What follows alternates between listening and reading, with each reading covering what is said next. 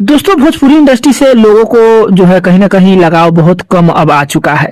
अब क्या कारण है ये जनता ही बताएगी। जनता को पसंद नहीं आ रही है या कहानी में कोई प्रॉब्लम है या मतलब जो फिल्म बना हुआ है उसमें कोई दिक्कत है, ये तो जनता ही बताएगी।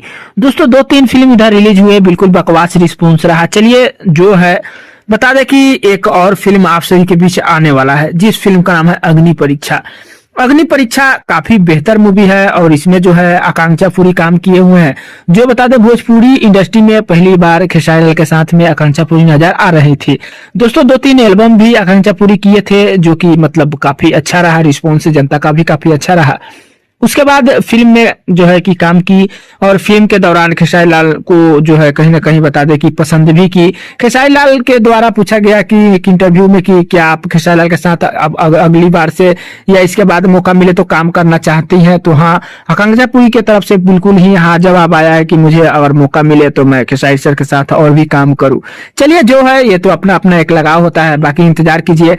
होली के शुभ अवसर पर 4 तारीख को जो है अग्नि परीक्षा आप सभी के नजदीकी सिनेमा घरों में लग जाएगा। बाकी जैसे ही लिस्ट आएगा आप सभी के बीच मिलेगा हमारे चैनल के माध्यम से कि कहां कहां लगा हुआ है। बाकी बस इंतजार कीजिए, मिलते हैं कोई अपडेट में, तब तक के लिए धन्यवाद।